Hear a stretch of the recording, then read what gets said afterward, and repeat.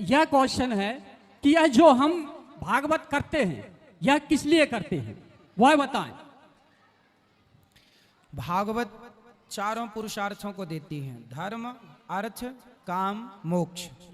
राजा परीक्षित जी को 7 दिन में मरने का श्राप लगा था, तो राजा परीक्षित जी ने सुखदेव जी से कहा कि मुझे 7 दिन में मरना है, अब मेरे पास समय है कम, बताइए मेरा उद्धार कैसे होगा। सुखदेव जी ने कहा भागवत सुन लीजिए, भागवत सुनने से आपका उद्धार हो जाएगा। धुंधकारी प्रेत बन गया, धुंधकारी भटक रहा था। कि आप जो कहते हैं तो जो भागवत में लिखा है वही कहते हैं, हाँ या ना? जो लिखा है वही तो कहेंगे, उसके बाहर का कैसे कहेंगे? अभी मजा आएगा ना भिड़ो। आपके द्वारा जो बताया जाता है ना वह यथार्थ सत्य नहीं होता है। तो आप सत्य बताओ। कितने तेजस्वी लोग हैं हमारे पास, कितने शानदार विचार रखते हैं जी। वो अगर गीता जी के विरुद्ध साधनाएं बता रहा है और गीता जी के विरुद्ध वो ज्ञान दे रहा है तो वो अज्ञानी आचार्य है। अन्य जगह पर तब उससे कहा गौकर्ण जी ने, सूर्य भगवान ने, कि भागवत सुन लो। तो धुंधकारी भी भागवत सुन के उतर गया। तो भागवत तारती तो है, पर भागवत सबसे बड़ा काम करती है, समाज को जोड़ करके आज सही ज्ञान भागवत के द्वारा दिया जा रहा है। युवाओं को कैसे काम करना चाहिए, देश की सेवा कैसे करनी चाहिए, माँ बाप की सेवा कैसे करनी चाहिए, रिश्तों में पति पत्नी के साथ कैसे रहना चाहिए, सत्य के साथ किस तरह जी सकते हैं, शराब ना पिएं, गांजा ना पिएं, हर बुराई पर प्रहार यहाँ बैठ के किया जा सकता है। यही भागवत से कहलाता है जी। जो आपने कहा वह एक सत्य बात है, ठीक। लेकिन भागवत का अर्थ यही होता है कि हर एक नागरिक जो है ज्ञानी बने, उसकी समस्याएं दूर हो, वह धर्म के मार्ग में चले। लेकिन ऐसा कुछ भी नहीं होता। क्यों? क्योंकि लोग जो है उसका सही पालन नहीं करते। सही है, सही है।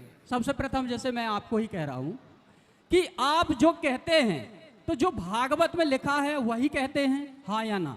जो लिखा है वही तो कहेंगे, उसके बाहर का कैसे कहेंगे? यस। लेकिन उदाहरण देने के लिए सब बातें करनी पड़ती हैं। देखो, जब आप भोजन करते हो तो भोजन की थाली में दाल चावल भी होता है, सब्जी रोटी भी होती है, चटनी भी होती है, अचार भी होता है, क्योंकि थाली सुंदर हो, स्वाद बने। इसी तरह से जब कोई भी कार्य, जैसे तुलसीदास जी ने रामचरितमानस लिखी, तो रामचरितमानस कैसे लिखी? अब जैसे रामचरितमानस में ये तो नहीं लिखा कि शबरी के जूठे बेर खाए, कहाँ लिखा है? ठीक नहीं लिखा। अब आप कहो कि आप तो कह रहे हो कि शबरी के जूठे बेर राम जी ने खाए, पर ये तो लिखा ही नहीं है। भाई ये रामचरितमानस में नहीं लिखा, वाल्मीकि रामायण में नहीं लिखा, पर अन्य रामायणों में लिखा है। तो भागवत जब आप सुनते हैं तो केवल भागवत नहीं सुनते, 18 पुराणों का रहस्य सुनते हैं। सर्ववेद इतिहासानाम सारम सारम समुद्र। वह सत्य है, 18 वेदों का ज्ञान सुनते हैं। 18 वेद नहीं, 18 पुराण। 18 पुराणों का ज्ञान, वेद तो 4 हैं, उसका जो है लिखा हुआ है, आप बांट दिए, सभी ने सुन लिया, ठीक है। लेकिन उसका पालन करना बहुत अनिवार्य होता है।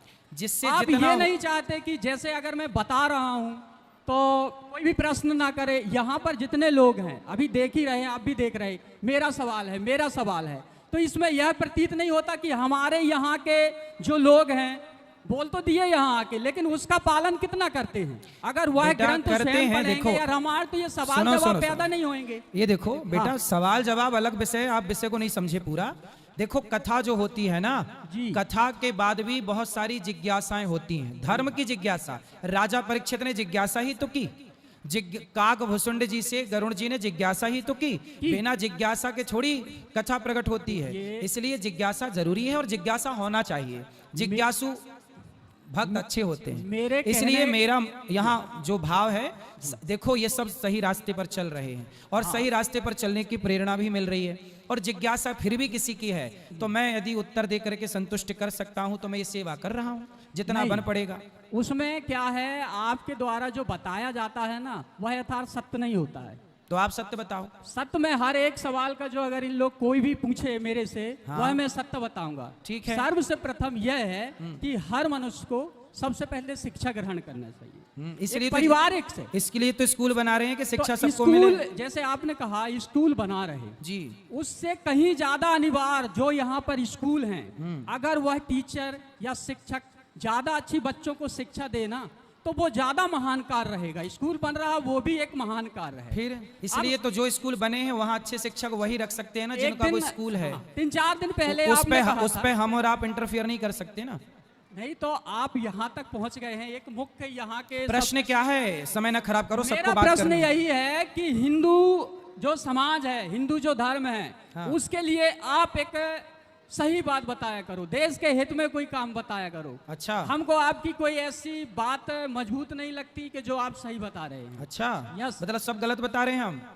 मेरे को गलत का नहीं मैं कह रहा हूँ, मैं कहता लेकिन आपको कहा गया कि वृद्धाश्रम है, गौ आश्रम है, तो ये तो सब आपके पैसे का कमाल है ना भाई। आपको नेता मंत्री मिनिस्टर इतना पैसा दे रहे हैं तो उसका उपयोग कर रहे हैं, लेकिन आपसे अच्छे काम हमारे को गांव के, जैसे आप अपने बचपन की कथा बताते हैं, जी। तो सबका बचपन ये सही है। सही। सभी लोग पहले गरीब होते हैं, फिर धीरे धीरे अमीर रहता सभी। तो आप यह सोचो ना कि हमारे जो जितने भी समाज है बेटा, सुनो ये हमारे बेटा, जैसे अच्छा ये बने। बताओ, जी, लोग हमें दे रहे हैं हाँ। तो तुम खड़े होके मांग लो, तुम्हें दे दें लोग, तुम कर लो।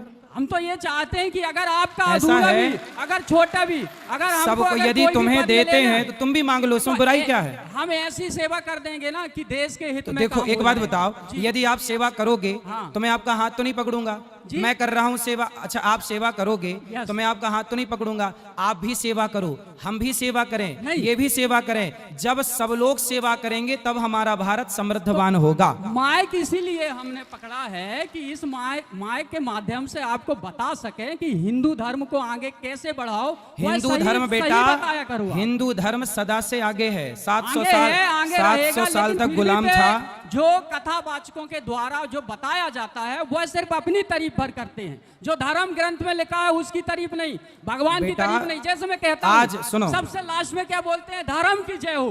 धर्म की जय नहीं होती, किसकी? अधर्म का नाश हो। मैं बता रहा हूँ ना, ठीक है। अधर्म का नाश हो। ज्यादा धर्म पड़ा है। प्राणियों में क्या हो, सद्भावना हो। प्राणियों, अगर मैं भी प्राणी हो तो आप भी प्राणी हो, सब एक ही है। ठीक है। भगवान नहीं भाई, शिक्षा आपने ली, आप वहां तक तो पहुंचे, धर्म तो की उसका जय लाभ हो, उठा- पहले ये हाँ। बताओ, धर्म की जय हो ये बोलना चाहिए कि नहीं बोलना चाहिए? बोलना चाहिए, यथार्थ सत्य है। फिर क्या लेकिन दिक्कत है? आपके आरती के बाद तो धर्म की जय और ये सब बोलते नहीं। कथा एक सब- रामायण जो हमारे इधर होती है वो सब अखंड बोलते हैं होती बेटा, है। तुम्हारे कान नहीं अखंड सुन होती पाते है। तो हम नहीं, क्या नहीं, करें? कान अखंड होती है रामायण, लेकिन भागवत के बीच में फिर तारीफ शुरू हो जाती है। चलो, तो वह तुम्हारे ये समझ के धर्म परे है। विरोध अभी अभी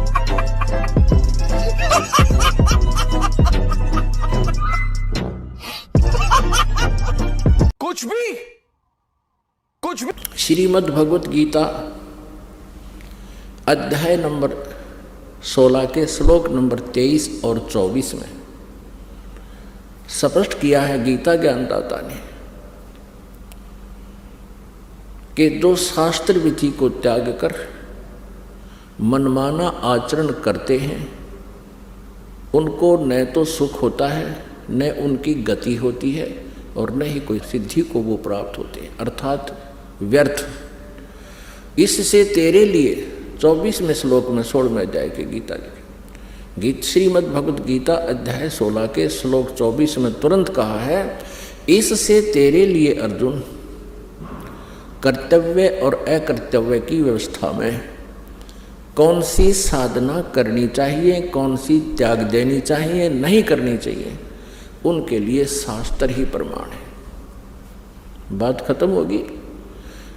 जो आचार्य या जो श्रद्धालु श्रीमद् भगवत गीता जी को सही मानता है, श्रोधार्य मानता है और इसके पाठ्यक्रम में विश्वास रखता है, और जो आचार्य अपने शिष्यों को, अनुयायियों को ये राय देता है कि गीता जी का नित्य पाठ अवश्य करना चाहिए, तो फिर वो अगर गीता जी के विरुद्ध साधनाएं बता रहा है और गीता जी के विरुद्ध वो ज्ञान दे रहा है, तो वो अज्ञानी आचार्य है, वो तत्व ज्ञानहीन है, वो आध्यात्मिक ज्ञानहीन अज्ञानी है।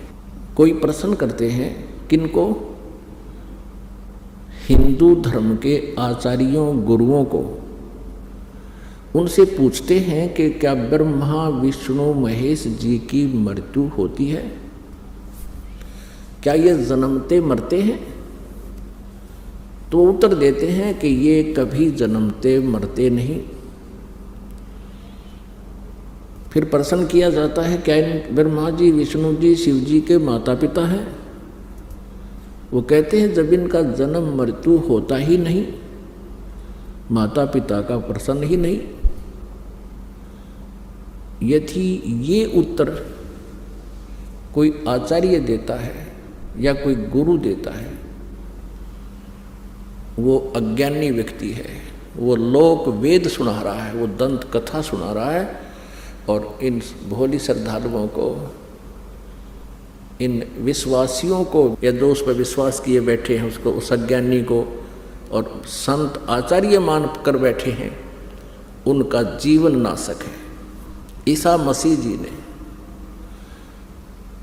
कहा था जनता को, श्रद्धालुओं को, कि तुम जिनको गुरु मानते हो वो गुरु नहीं है, उनके पास आध्यात्मिक ज्ञान नहीं है। वो तुमसे इतना मीठा बोलते हैं, तुम उनको एक नेक व्यक्ति मानते हो, लेकिन वो तुम्हारे जीवन के खाने वाले राक्षस हैं। जैसे तुम उनको भेड़ मानते हो, वो भेड़ के रूप में भेड़िया है। और इसी बात का दुख माना था उन दुष्ट नकली गुरुओं ने, और उस महापुरुष को मौत के घाट पहुंचवा दिया। जनता को सत्य से परिचित नहीं होने दिया। अब वो तो